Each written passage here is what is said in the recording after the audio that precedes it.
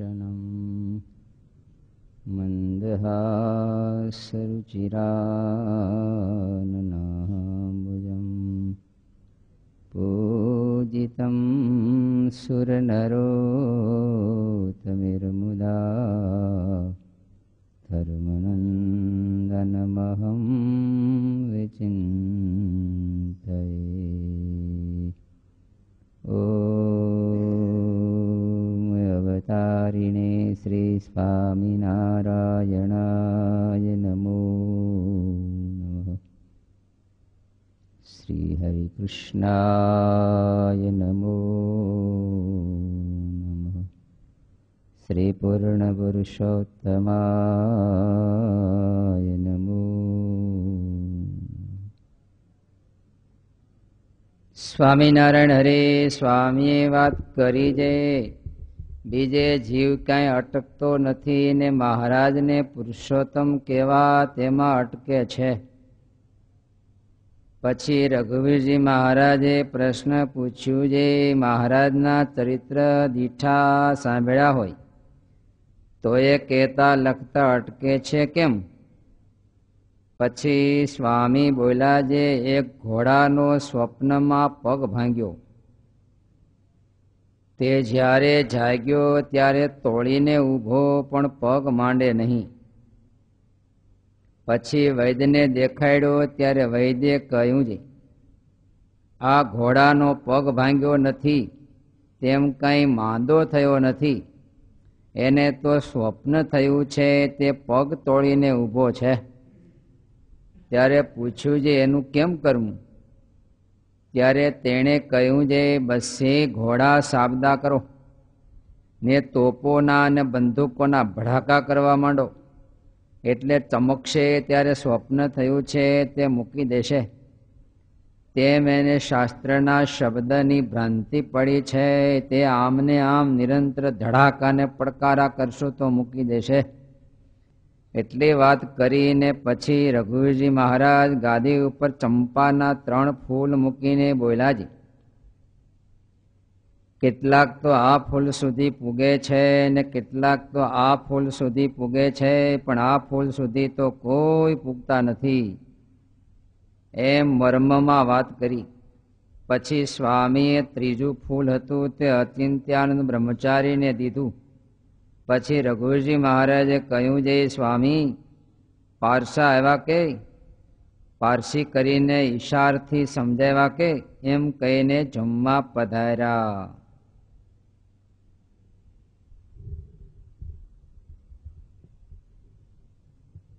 પાટીમાં એકવાર ઘરડા પડી ગયા, પછી એના ઉપર સારા અક્ષર કાઢવા પ્રયાસ કરીએ પણ કોઈ રીતે ઉઠે નહીં અક્ષર. કેમ? ઘરડા બહુ પડી ગયા. બાળકોની શિબિર કરીએ છીએ, જુવાનિયાની શિબિર કરીએ છીએ, આ ગઈઢાની શિબિર કેમ કોઈ કરતું નથી? ગઈઢા શિબિર કરવી જોઈએ ને. કેમ? કારણ કે આખી જિંદગીથી નાનપણથી ઠેઠ સુધી જીવન જે જીવા છે, તમારે એને ચેન્જ કરવું એ તો બહુ કઠિન છે. હજી કૂણું હોય ને ત્યાં સુધી ઝાડ વળે, પણ 80 વર્ષનું ઝાડ થઈ ગયું, તમારે એમ થયું કે આ ડાળીઓ બધી વાંકી છે, સીધી કરી નાખવી છે. થઈ જાય કે ન થઈ જાય? કાપી શકાય છે પણ પછી સીધું કરી શકાતું નથી. જીવન વસ્તુ એક છે, એક સરળ જીવન છે અને એક બરડ જીવન છે. તે મોટે ભાગે 99% પોતાની ધારણા દરેક ફિક્સ કરીને દઈ ગયા છે, પોતાના જીવનની સરણી ફિક્સ કરીને દઈ ગયા છે, પોતાના વિચારો એક દેશી પેક કરીને દઈ ગયા છે, અને એને પછી ચેન્જ કરવા એ તો બહુ કઠિન છે. હકીકતમાં સાધના અને ઉપાસના આ દુનિયામાં 2 માર્ગ છે. એક આખો સાધનાનો માર્ગ છે, એક ઉપાસનાનો માર્ગ છે. આપણો કયો માર્ગ છે? સાધના કરીએ છીએ કે નહીં? ચાંદ્રાયણ કરીએ છીએ, ધારણા પારણા કરીએ છીએ. હમણાં તો યોગ શરૂ થઈ ગયા ને, યોગ સાધીએ છીએ. આ બધું શું? ઉપાસના એટલો નબળો શબ્દ છે કે એની પુષ્ટિ માટે સાધના જોઈએ. એટલે ઉપાસના એટલો નબળું વસ્તુ છે કે એને સાધનાનો ધક્કો તો જોઈએ એમ થોડો, નકર ઉપાસના પૂરી ન થાય એમ. પણ હંમેશા અહમવાદી છે અને સાધનાની બહુ જરૂર છે. કારણ કે સાધન કરે તો ક્યાંક એનું વ્યક્તિત્વ સમાજમાં ઉપસે. દરેકને એમ છે મારે કંઈક મેળવવું છે ને કંઈક થવું છે, અને એની પુષ્ટિ માટે હવ કોઈ મંડાણા છે. આપણે એક સારા ભગત થવા મંડાણા છીએ ને. શું થવું છે? આપણે હારામાં એટલે ભગત થવું છે. અત્યાર સુધી ઇતિહાસના પાને જેમ પર્વતભાઈ દાદા ખાચરનું નામ છે, તો આપણું નામ ચડી જાય તો બહુ સારું. સુરત દેશમાં ફલાણો ભગત થયો એવું નામ ચડી જાય. આપણે જે જે કંઈક કરીએ છીએ આપણા વ્યક્તિત્વને કંઈક મોટે પાપવા માટે કરીએ છીએ કે નાને પાપવા માટે. અને જે અહમને પુષ્ટિ કરવાનો માર્ગ છે સાધનાનો માર્ગ છે, જેમાં કરવું જ પડે, એમાં કરવું પડે. જેમ તમે ગ્રહસ્થ થયા પછી તમારે આ દુનિયામાં મોટું થઈ જવું હોય, મોટું થવું હોય તો તમારે શું કરવું પડે? થોડોક પૈસો જોડવો પડે, થોડીક મોટા માણસે ઓળખાણ જોડવી પડે, અને તમારે સતત ભટકવું પડે, દોડવું પડે, રિલેશન વધારવા પડે ને. ખરખરે લગ્નમાં, રિસેપ્શનમાં, ફલાણે ત્યાં થોડુંક આમંત્રણ હોય તો પોગી જવું પડે. કારણ કે લાગત લાઈન જોડવી તો પછી મોટું જ થવું છે. સતત શું કરવું પડે? તમારા વ્યક્તિત્વને મોટા મોટા પિંડા મૂકતા મૂકતા જાડું કરવું પડે. સતત ધનપતિથી, રાજકારણથી, સદગુણોથી, વાણીથી, વિવેકથી પધારો પધારો. પેલા ખાલી કોરું પાણી પતે, પછી ફ્રીજનું ચાલુ કરવું પડે. જેમ જેમ મોટે વધતી જાય, મોટા માણસ આકર્ષણ બીજું શું કરવું પડે? પણ ઉપાસના બીજી જ વસ્તુ છે. બે પ્રોપરલી, એક પૂર્વ અને એક પશ્ચિમ છે. સાધના પૂર્વમાં જાતી હોય તો ઉપાસના પશ્ચિમમાં જાતી હોય. બે વાહો વાળીને ઊભું છે. ઉપાસના એટલે શું?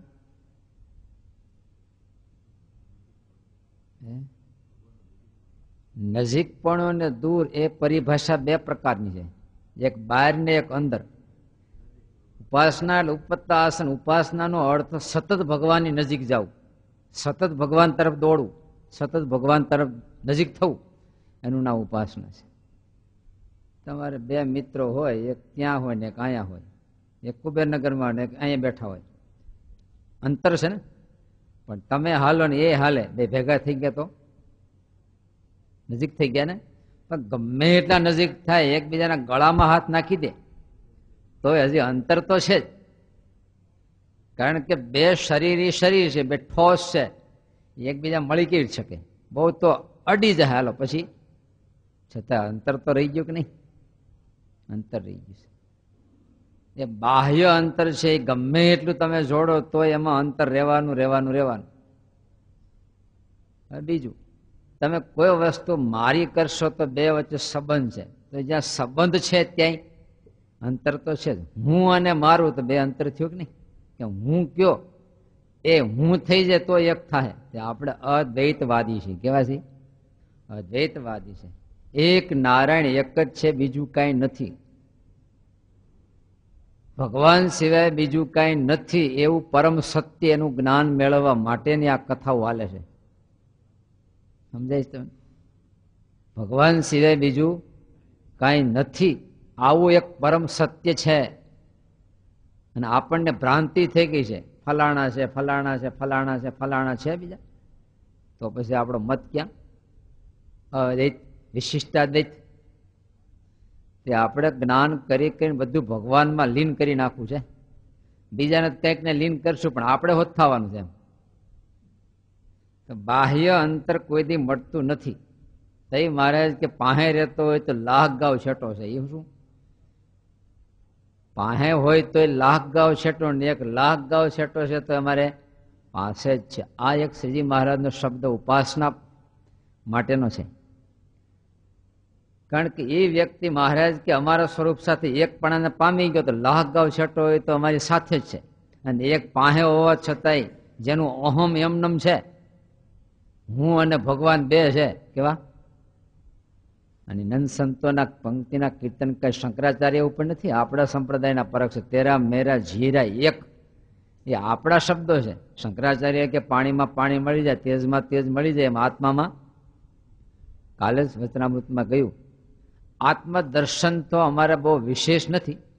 આત્મદર્શનની વાતો એટલા માટે કરીએ છીએ કે આપણે દેહાભિમાનને ઓથે ક્યાંક કોતરમાં ન પડી જાય, અને જ્યાં ક્યાંક અહમને ઓથે પણ ક્યાં લપસી ન પડી. એટલા માટે મહારાજ કે અમે આત્મદર્શનની બહુ વાતો કરી. બાકી આત્મદર્શન અમારે કોઈ લેવા દેવા, આ સંપ્રદાયને અને આત્મદર્શનને કોઈ લેવા દેવા જ નથી. આત્મારૂપ થવું છે, ભગવાનમાં લીન થઈ જવું છે. તો જેને ભગવાનમાં લીન થઈ જાય અને આત્માના થવાની જરૂર શું છે? છતાંય પાયાના મૂલ્યોમાં એટલું ખરું લપસી ન પડે. અહીંથી હિમાલય જવું છે પણ હાથમાં લાકડી આપી, બરફના પહાડો આવ્યા ને તે હિમાલયની યાત્રા બદ્રીનારાયણ લાકડીને કઈ હગું છે? તો તમે લાકડી આપી એનો અર્થ શું?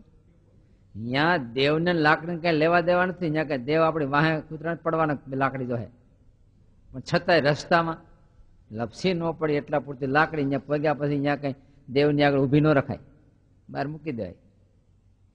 એમ આપણે આત્માને કોઈ લેવા દેવા નથી, આપણે સાધનાને કોઈ લેવા દેવા નથી. આપણે એટલું જ છે કે મહારાજના સ્વરૂપમાં આપણા આત્માને ખોઈ નાખવો છે. 43મું કે વચનામૃત છે. ભક્તિ અને ઉપાસનામાં શો ભેદ છે. અક્ષર બ્રહ્મ સાથે પોતાના આત્માને એક કરી અને સાકાર મૂર્તિને વિશે સદભાવના અને એમાં લીનતા, એનું નામ ઉપાસના છે. ઉપાસનાનો અર્થ અંતર લઈ જાય, બહારનું અંતર એમ અંતરનું અંતર. હું તમને કહું, દૂધ અને સાકર, તો સાકર ને દૂધની ઉપાસના કરવી એટલે શું? નહીં, દૂધનું ભજન કરવું એમ, દૂધનું ધ્યાન કરવું. સાકર દૂધનું ધ્યાન કરે તો એ ઉપાસના કરી કહેવાય કે નહીં? એ સાકર અહીં પડી છે, દૂધ ત્યાં ભંડારમાં પડ્યું છે, અહીં બેઠી બેઠી સાકર દૂધનું ધ્યાન કરે તો દૂધમાં પડે તો ઉપાસના કહેવાય કે નહીં? ઉપર હોય કે તળિયે 20 ફૂટ દૂધમાં ઊંડે હોય તો ઊંડા શીશરાનું કઈ મેળ છે? તો ઉપાસના કેટલી કહેવાય નહીં? એ જેટલા પ્રમાણમાં ઓગળે અને દૂધ હારે મળે એટલા પ્રમાણ ઉપર. અડધી ઓગળે તો અડધી ઉપાસના, પા ભાગનું ઓગળે તો પા ભાગને, હાવ ઓગળી જાય તો આપણે શું ધંધો છે? અંદરથી આપણો અહમ એ મહારાજમાં તે ઓલા એક કવિએ આખું કાવ્ય રચ્યું છે. પેલા એ વાત કરી હતી, પ્રેયસી એની ઘરે હતા અને પ્રેમી ઘરે આવ્યા અને બાયણું ખખડાવ્યું. એટલે અંદરથી પૂછ્યું કોણ? તો કે હું. તો કે બેની જગ્યા નથી, જાઓ. કવિની કલ્પના છે ને. પેલો જતો રહ્યો, વર્ષે પાછો આવ્યો, વળી પર બાયણું ખખડાવ્યું, કોણ? તો કે તું. પછી ખોલ્યું, એ તો હજી કાચપ કહેવાય. કવિની કલ્પના ત્યાં પૂરી થઈ ગઈ, એ કાચપ છે. જ્યાં તું છે ત્યાં હું હોય. કલ્પના કરો તમે, જ્યાં તું એમ કહો છો એનો અર્થ બોલનારો શું કે છે? હું છું અને તું. એ તું, હું ની સામે તું છે ને તું ની સામે હંમેશા હું રહેવાનું જ છે. તું ક્યારે બોલાય? બે જણા હોય તો તું બોલાય ને, એક જણો હોય તો તું થોડો બોલાય. એકલો રૂમમાં બેઠો બેઠો તું આમ છો તું આમ, કોને પણ એમ હોવો જોઈએ ને. આમ ત્યાંય બે થઈ ગયા. હું છે તો તું છે ને તું છે તો. પણ ઓલું તો એનાથી આગળ ગયો, અદ્વૈત વાત તો એથી આગળ. શું? હું નહીં ભગવાનમાં લીન કરી નાખ્યું પછી કોણ રે? હું નથી તું ક્યાંથી આવ્યું પછી? એનું નામ વિશિષ્ટાદ્વૈત છે. તમામ જળ અને ચૈતન્ય પદાર્થ છે તો ભગવત સ્વરૂપમાં લીન છે. એ તો આપણે દ્વૈતવાદી ભેદવાદી છે એટલે આપણને ભેદ દેખાય છે બધા. આ તો આપણું તત્વજ્ઞાન છે ઉદ્ધવ સંપ્રદાયનું. અંતે આપણે આપણા આત્માને મહારાજના સ્વરૂપમાં લીન કરવો છે. એને માટે શરૂઆત કરી ક્રિયાથી. મહારાજને માટે કરવા માંડ્યા. જો મહારાજ માટે હાર પરોવીએ છીએ, મહારાજ માટે થાળ કરીએ છીએ, જાણે કે આપણે કેમ આખું અસ્તિત્વ મહારાજ માટે જ હોય. આનું નામ શું કહેવાય? જેમ એક પતિવ્રતા પોતાના પતિ માટે પોતાનું આખું જીવન, ક્રિયા, વિચારો, ભાવનાઓ બધું એના માટે લીન. એનાથી નોખું કોઈ વિચાર જ નથી, એનાથી નોખી કોઈ ભાવના નથી, એનાથી પડ્યા મૂકીને કોઈ ક્રિયા નથી. આનું નામ શું કહેવાય? ઉપાસના છે. આપણે કેટલાક ઉપાસક થયા છું, નોખા છે, ભેગા છે. મહારાજ છતાં મહારાજે જે ઉપાસના પ્રવર્તાવે તે લાખો જીવાત્મા મહારાજની મરજી હારી એક થઈ ગયા. જો આજે સાધના બહુ વધવા મળી, પણ કોઈ મહારાજ સાથે પોતાના જીવનને એક કર્યું ના રે ના. આપણે સાધુ પાસે રહીને શું શીખીએ છીએ? ધર્મવાન થઈએ છીએ, વૈરાગવાન થઈએ છીએ, જ્ઞાનવાન થઈએ છીએ. અને સાધના હંમેશા માણસને મજબૂત કરાવે. હાંકણો ગાંગડો જો સાધના કરે તો શું થશે? મજબૂત થાય. મરી જાય તો ઓગળું નહીં, મૂકવું નહીં. એમ પોતાના વ્યક્તિત્વને મજબૂત કરવું એ સાધના કરાવે. અને મોટું કરવું એ હાંકણનો ગાંગડો હાંકર દૂધમાં જઈ અને મોટો થાય તો ઉપાસના કરી કહેવાય. તો એમાં ઓગળે એટલો ઉપાસના કરી ગયા તો અંદરથી જાડો થયો બિલાડાને ગળે. તો એમ આપણે સંપ્રદાયમાં આવ્યા, મહારાજને શરણે આવ્યા, અને હવે આપણું વ્યક્તિત્વ મજબૂત કર્યું ઉલટું. એટલે તું ઓગળવા આવ્યો છે, મજબૂત ક્યાં થયો? એ જ ખૂબી છે. આ ભ્રાંતિ છે. આપણે આપણા વ્યક્તિત્વને શું કર્યું? અને અત્યારે સંપ્રદાયમાં આવીને આપણે ધંધો શું આદર્યો છે? હું કંઈક સમથિંગ થાવ, એમ કંઈક બનું. શું છે આપણે? એટલે કાંઈ બનવાનું નથી. આપણે તો મટવાનું છે, બનવાનું છે. આપણે તો ભાઈ ના મારું ધાર્યું થવું જોઈએ. અને આ સંપ્રદાયમાં હું ધર્મવાન કેવાઓ, વૈરાગવાન કેવાઓ, જ્ઞાનવાન કેવાઓ, મારુતિવાન કેવાઓ ને. જો કંઈક વાન બનવું હતું, મિલકતધારી થાવ. એમ દુનિયામાં જેમ પૈસાની મિલકત છે એમ આયા જ્ઞાનની મિલકત ઉભી કરી. એટલે હતો એના કરતા જાડો થયો. ઓગળવા આવ્યો હતો અને થયો શું? જાડો થયો. ઉપાધિ થઈ કે હરખું આવ્યું? આ ઉપાસના સંપ્રદાયમાં એવા છીએ ને આપણે કંઈક થવા બેઠા છીએ. આ તો ઉપાધિ શરૂ થઈ. હકીકતમાં તો અમારે નામની પાછળ શું છે? દાસ. દાસ એટલે બધું મટીને ખાલી દાસ રહેવાનું.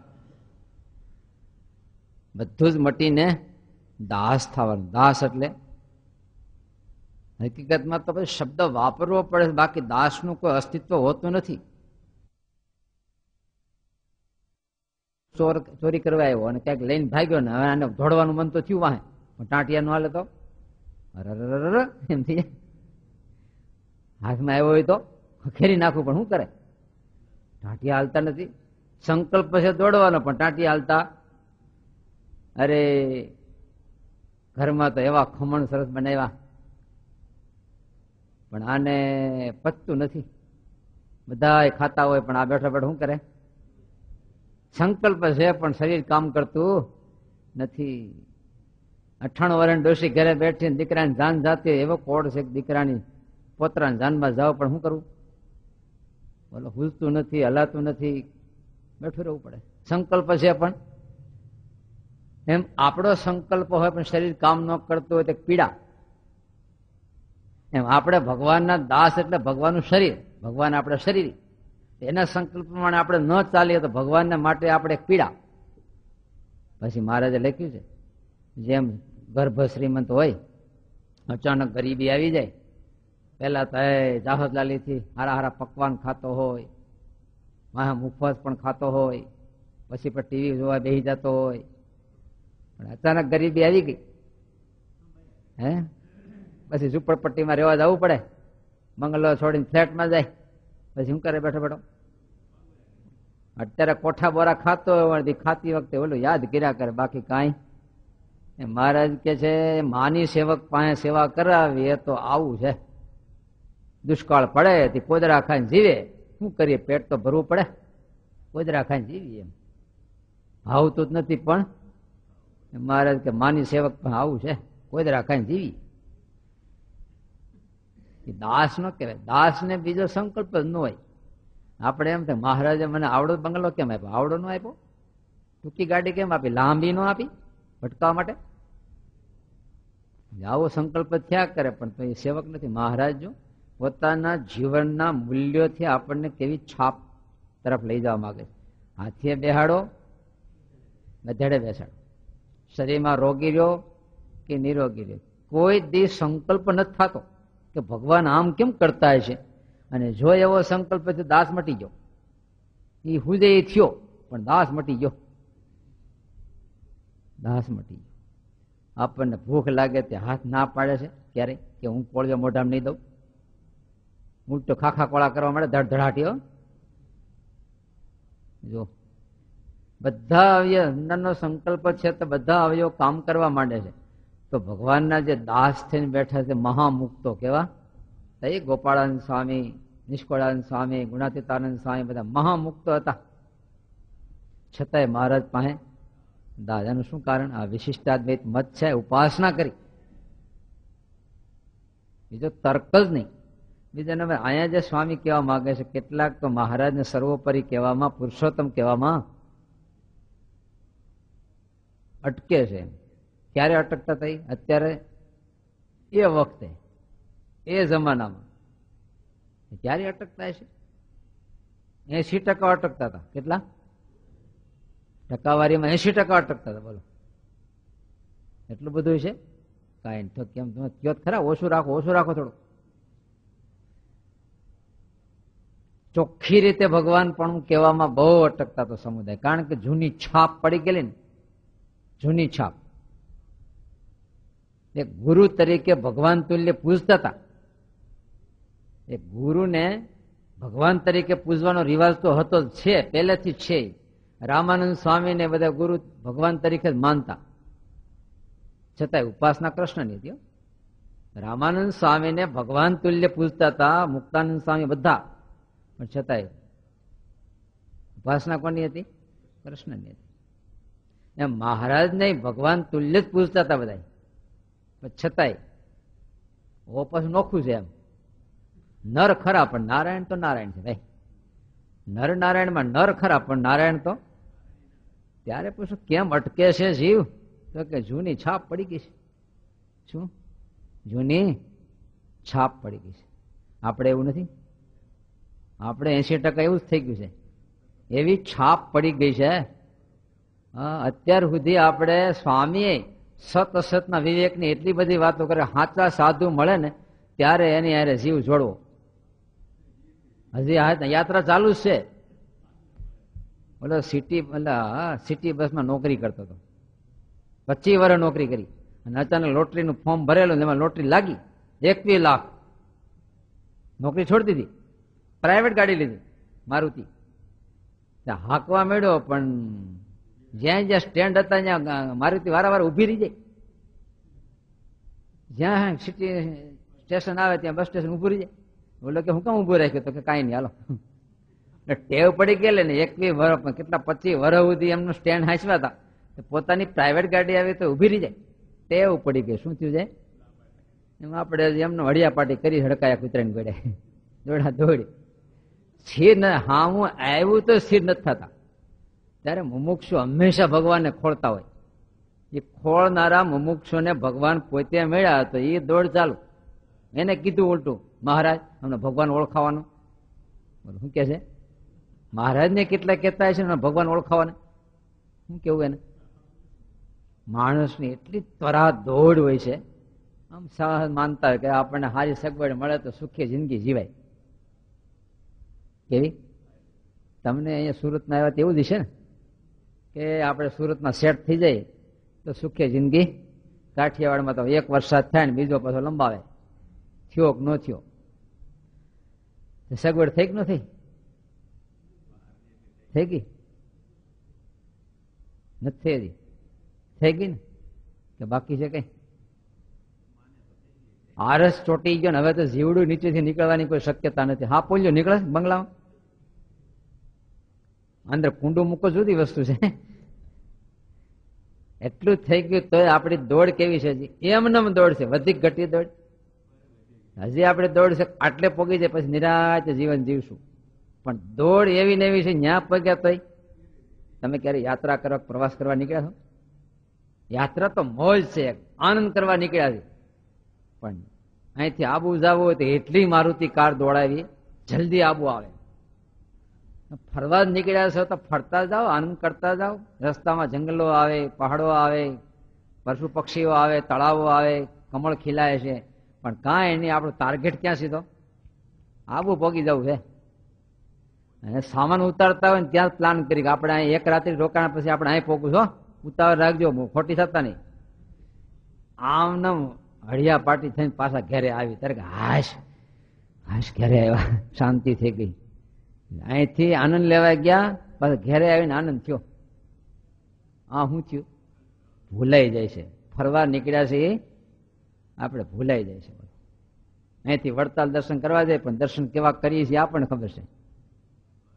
કેટલા કોળથી આપણે વડતાલ ગયા હોય, પણ ત્યાં જઈને દર્શન કેવા કરીએ? ત્યાં ગુરુ પૂર્ણિમા ગયા, પણ આપણે ત્યાં પગ્યા પછી મન કેવું હતું જોઈજો. હા, જો મોડું સભા મોડું થાય તો 12:30 ઉભા થઈને વી આવજો, બહાર જવું છે. સભાની બહુ વેલ્યુ નથી, આપણે જવાની વેલ્યુ છે. એમ પછી શું કામ આવ્યા છો અહીંયા? જે માણવા આવ્યા છે એ પણ માણવાની આપણને ખબર જ નથી શું જિંદગી છે, શું જીવન છે.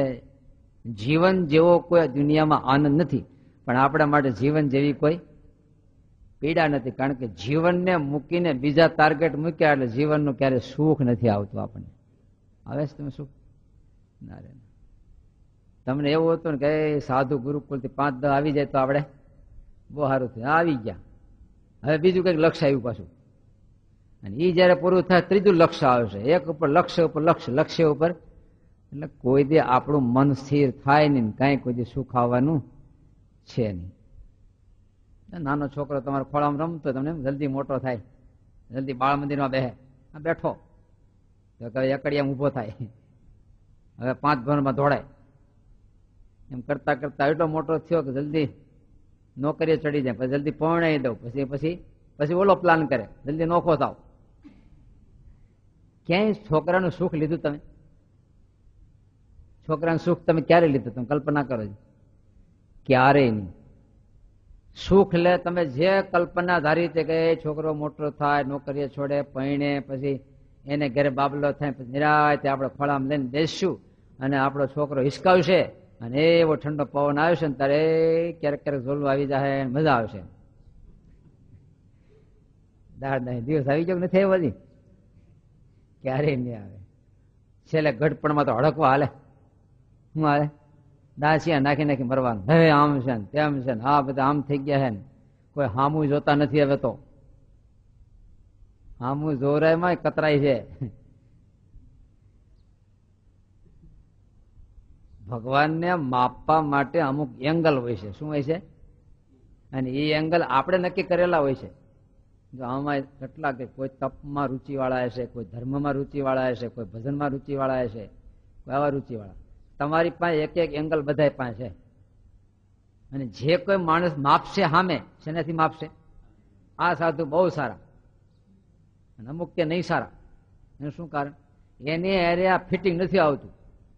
આ ભક્તિશીલ છે અને ઓલો તપશીલ છે, એને આની અરે મેચ ક્યાં થવાનું છે. એટલે એ કે બરાબર નથી. પણ મહારાજના જીવનના તમે એંગલ જુઓ. તપસ્વીઓ હતા, નાચ કરવા વાળા હતા, ધર્મવાન પણ હતા.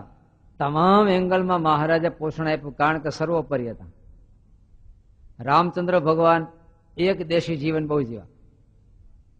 કૃષ્ણના ભક્તોને રામ અરે જામે કેમ?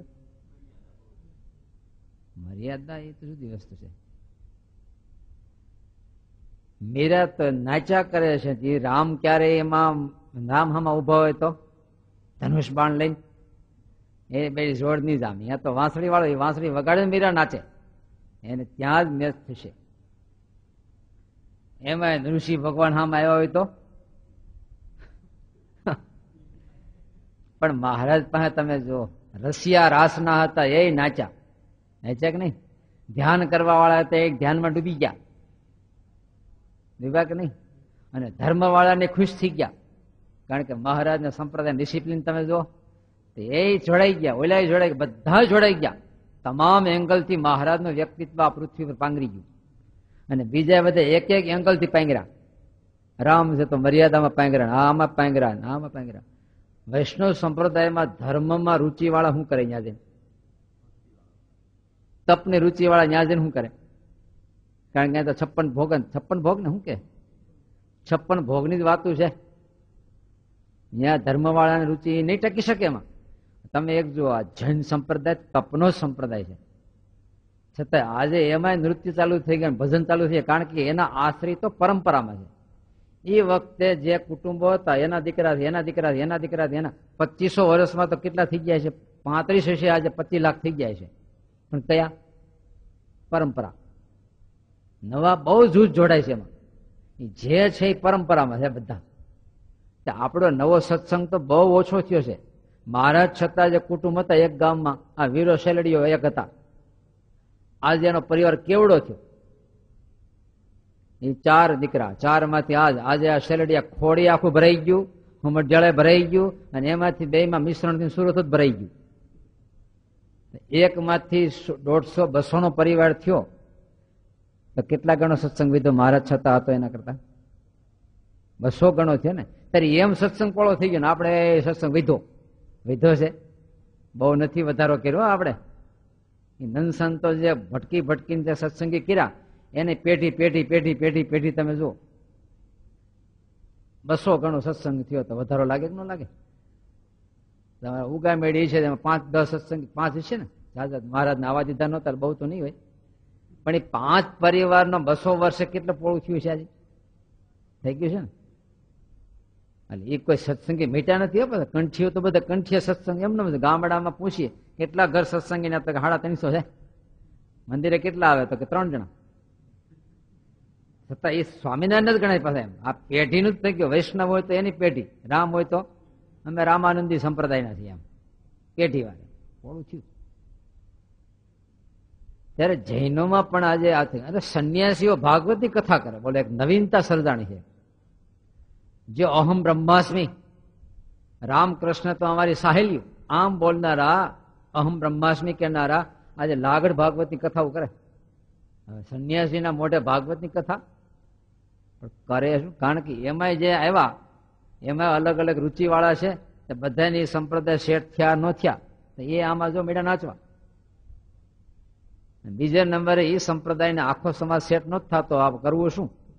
એટલે લોક આકર્ષવા માટે એને ભાગવતની કથા શરૂ કરી. જેને મોટો સમુદાય તો આ છે, અને આપણે તો અહમ બ્રહ્માસ્મિ, બધા જ્ઞાનમાં રુચિ વાળા તો કોઈ છે નહીં, તો શું કરવું હવે? કરો ભાગવતની કથા, વાંસળી વગાડી મીઠા ખેંચાવા. જો ત્યારે અન્ય અવતારો અને મહારાજનો અવતાર. હવે તમે જો રામચંદ્ર ભગવાન મર્યાદામાં શિરમોડ થઈ ગયા, બાઉન્ડ્રી સુધી. કૃષ્ણ ભગવાન પ્રેમથી બાઉન્ડ્રી, બુદ્ધ ભગવાન અહિંસામાં બાઉન્ડ્રી, છક્કો મારી દીધો. એક દેશી સૌ શિરમોડ છે, પણ સર્વદેશી શિરમોડ. ત્યારે મહારાજે તમામ પાસાઓમાં બાઉન્ડ્રી સુધી પહોંચાડ્યું. તમામ આપણા સંપ્રદાયની ડિસિપ્લિન, મર્યાદા તમે જો છે ને, નો સાચી શકીએ એ જુદી વસ્તુ છે, પણ આપણા મૂળ સંપ્રદાયની તાસીર તમે જો કેટલી ડિસિપ્લિન મર્યાદાઓ છે. તે આપણો વૈરાગ અત્યારે જેટલો વૈરાગ કેટલોક છે પછીની વાત છે, પણ મૂળ આપણા વૈરાગનું ક્ષેત્ર તમે જો, ત્યારે તમામ પ્રકારે મહારાજનું વ્યક્તિત્વ એટલું પાંગરી ગયું છે કે પૂર્ણ પુરુષોત્તમ. ઓલા મર્યાદા પુરુષોત્તમ થયા, લીલા પુરુષોત્તમ થયા, ત્યારે મહારાજ તો કેમ? કોઈ પાસું મહારાજના જીવનમાં ઓછપાળું નથી, માટે પૂર્ણ પુરુષોત્તમ. તમામ ક્ષેત્રો પૂરેપૂર્ણ. અમુક ગુલાબ છે અડધા બહારની પાંખડી ખીલી, અંદર ડોડો એમ રહી ગયો, પણ એક ગુલાબ એવું ખીલું કે બધી જ પાંખડીઓ ખુલી ગઈ. મહારાજના જીવનમાં તમે જુઓ તો શું થયું? બધી પાંખડીઓ ખુલી ગઈ, તમામ પાંખડીઓ.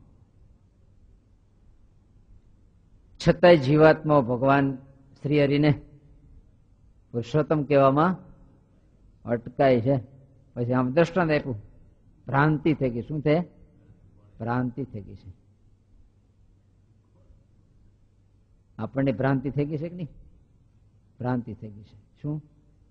મહારાજે ભ્રાંતિ તોડવા માટે વારંવાર વાક્ય કે પરોક્ષમાં જે પ્રતીતિ છે, પણ તોય ભ્રાંતિ તૂટે. એ તો એ જ ભાઈ, એ તો એ જેવા ન થાય કોઈ તમને એ હોય. તમારા ખુદ પિતાશ્રી છે દાદા જેવા તો ન જ હોય. તમારી બુદ્ધિમાં દાદાનો જેવો મહિમા છે એવો તમારા પિતાશ્રી નહીં હોય, નો જ હોય એમ. કારણ કે પિતાશ્રી હામાં છે, દાદા તો નથી, એટલે એનો મહિમા વધી જ જાય. સામે પિતાશ્રી હોય ત્યારે બહુ ન હોય, પણ જેવા દેહ છોડ્યો પછી તમે જો કાયમ એને પગે લાગીને ઓફિસે જાય. હોય તે એકાદું નાખીને લાતો હોય, પણ પછી પગે લાગીને જ જાય. જેવા પરોક્ષ થયા એટલે મહિમા વધો. સામે હોય તો આના છોકરા છાત્રાલયમાં ઘેરે હોય તે માનું લોહી પી જતા હોય. જેવા એ દાખલ થયા, મમ્મી છેટી થઈ પછી જો મહિમા વધો, બે ને વધો. ઓઈલો રેડી નાખતી હોય કે હા મારો પીટો મળતોય નથી, મારો પીટો આઘો જતો નથી, મારો પીટો લોહી પી ગયો. પણ જેવો દાખલ થયો એટલે બે ને જુઓ તમારે કેવું ખેંચાણ.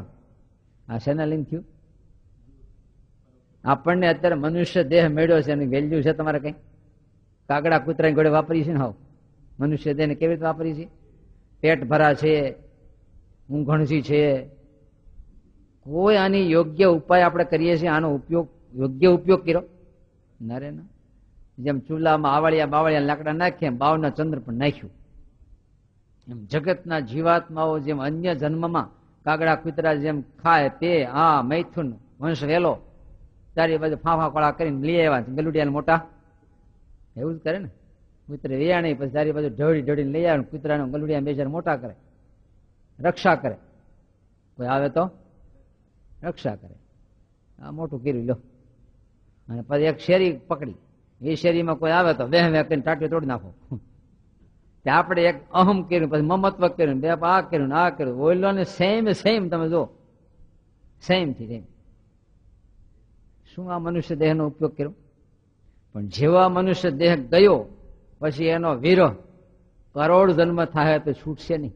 દેવતાઓ પ્રાર્થના કરે છે, પણ આપણે છે કઈ વેલ્યુ ના રે ના. હજી તો ઘણું જીવવું છે ને, ઘણું જીવવું છે ને. હા બધી હકુમત હાથમાં આવી ગઈ લાગે. આવતીકાલે શ્વાસ પાછો વળશે કેમ? આ શ્વાસ બહાર નીકળ્યો, 4 આંગળ એ પાછો લઈ શકશું કેમ?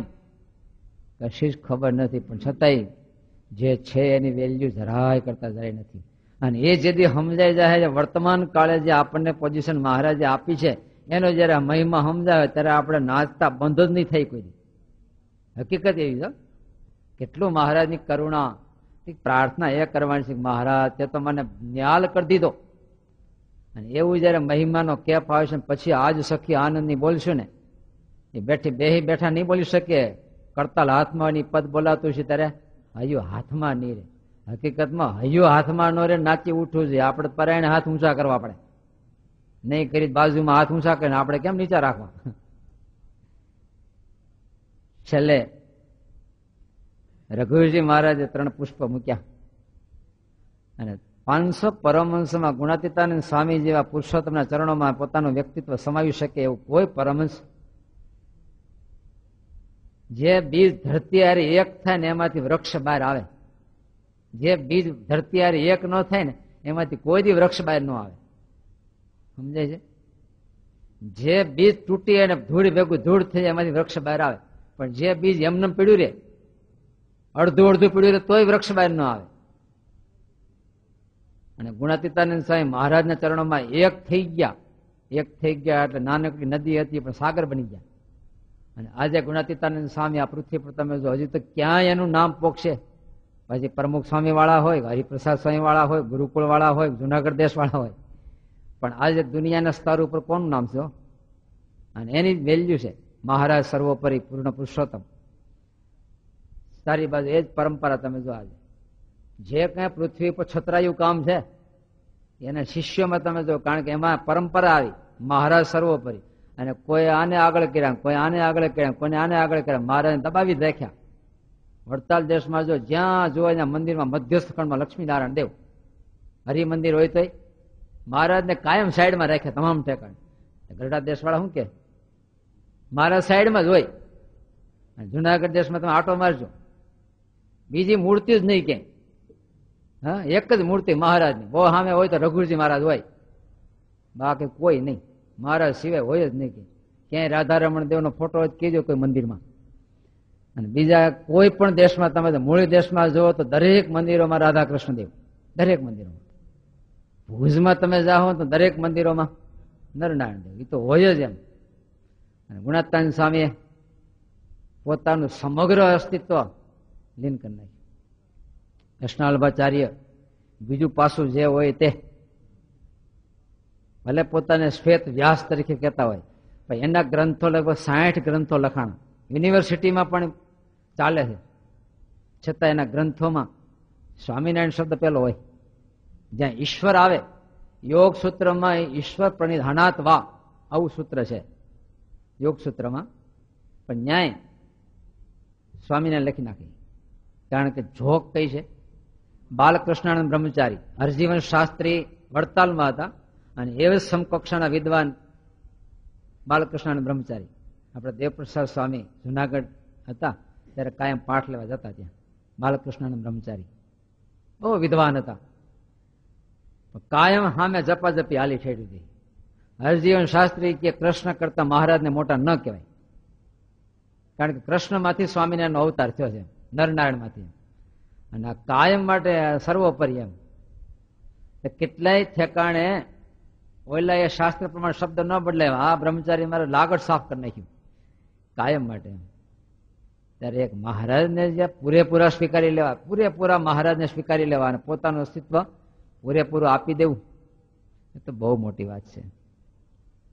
આપણે સ્વામી જો આપણા પ્રાર્થના મંદિરમાં મૂર્તિ પધરાવી જો, ઓલા સ્વરૂપ હોય તો નાના વાહ બાકી મેન તો બધા એ જ, કારણ કે જ્યાં એ જ આવે છે કાયમ માટે. ત્યારે આપણે મહારાજને જેવા સેવા એકવાર સ્વીકારી લઈએ ને બીજી ખેંચ બધી બંધ થઈ જાય. પણ બીજી ખેંચ રહ્યા કરે એનો અર્થ શું છે? આમાં કંઈક ઓછપ દેખાય છે, જે આપણને આમાં કંઈક હજી આપણને ઓછપ દેખાય છે, એટલે બીજી બહુ ખેંચ રહેશે આપણને. અને ખેંચ છે એ જ બતાવે છે કે તમે હજી પૂરા આમાં ડૂબા નથી. એક તળાવે નાયા પછી કે કુવે નાઈ લઉં, લે કુવે નાઈ લઉં એનો અર્થ ડૂબો જ નથી, ખાલી પગ ધોઈને આવ્યો હોય. પાણી લીધું સારી વાત છે, પગ ધોઈને આવે, હજી કુવે ના ઉતર તળાવમાંથી તું આવશો એનો અર્થ ડૂબો જ નથી, કોરો આવ્યો છે. એ મહારાજમાં મહારાજ જેવું સ્વરૂપ મળ્યા પછી બીજી ખેંચ છે એનો અર્થ શું થયો? એમાં ડૂબો જ નથી, હજી ઓછપ એમાં નથી. તળાવ તો આખું ભર્યું છે, પણ આ મોહ ડૂબો જ નથી, એમાં પગ ધોઈને વી આવ્યો છે એવું છે. ત્યારે એક વાર હૃદયથી મહારાજને જેવા સેવા સ્વીકારી લઈએ, સ્વીકારો એટલે આપણે પી નથી જવાના, આપણે એમાં ડૂબી જવાનું છે. જે છે એ મહારાજ, હું નથી પણ મારું અસ્તિત્વ આખું મહારાજમાં છે. આ ભાવથી મહારાજનું ભજન કરીએ. સર્વોપરી મહારાજનો મંત્ર છે ને એવો મહિમા, એક વાર કોઈ જીવના મુક્તિ સ્વામિનારાયણ બોલાય તેનું કલ્યાણ. આ મહિમા ક્યાં દિલમાં આવ્યો છે? એમ થોડા કે કલ્યાણ થતા હશે, એ તો વર્તમાન પાળે તો કલ્યાણ કેવા તો જ ને. પણ આવો ભાવ ક્યાં છે? અપેચે દુરાચારો ગમે એવો દુષ્ટ આત્મા છે, એ તો ઓલા સંતોના દિલમાં હતું, જા તારા દીકરાનું નામ નારાયણ પાડજો, કલ્યાણ જા કરી નાખ્યું ને. જો એ તો કોઈ પવિત્ર થતો હોય છે, એને પવિત્ર કરવો હોય તો જગન્નાથપુરીની યાત્રા કરે, ઉલ્હાશ્રમની યાત્રા કરે, ગંગામાં નાય, પછી જમનામાં નાય, ફલાણી માં નાય, બધી માવું નાય ને તો એ શુદ્ધ થાય. પણ સંતોના દિલમાં કેટલો મહિમા છે, જા તારા દીકરાનું નામ નારાયણ પડે તારું કલ્યાણ છે ને ખૂબી. ત્યારે આ કેફ અને આ મહિમા એ જયારે દિલમાં આવશે ત્યારે ચોખ્ખું નહીં થવું પડે. ધામના સ્વયં સદા નિરસ્ત કુહકમ ભગવત સ્વરૂપથી જ પવિત્ર ચોખ્ખા થઈ જઈશું. સહજાનંદ સ્વામી મહારાજની જય. શ્રીપતિમ શ્રીધરમ.